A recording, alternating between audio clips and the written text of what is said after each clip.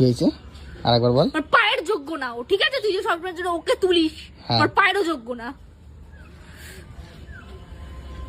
কেন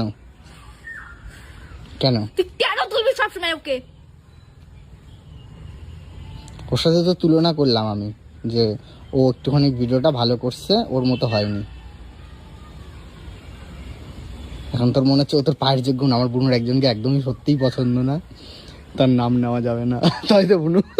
ওকে আমার বুনু তুললেই বিশাল গালাগাল দেয়, বিশাল গালাগাল দেয় আমার বুনুকে। আর ওই যে ওর নাম নিচে ওর সাথে তুলনা করছি বলে দিশা চোখ দিয়ে কান্না করে দিছে। ওর সাথে তুলনা করাই যাবে না, তাই তো? খিস্তি মারতেছিলি ওকে, মার। খিস্তি আমি কবে থেকে মারা বন্ধ করে দিচ্ছি, তুই ভালো করেই জানিস, মিথ্যা বলবি না। খিস্তি মারে না আমার বুনু, কিন্তু কি কি গালাগাল দিলে বল, একটু বলে দে। প্রথম অক্ষরগুলা বলছি শুধু, খিস্তি দিনে, ঠিক আছে? জানি শুধু খিস্তির প্রথম অক্ষরগুলো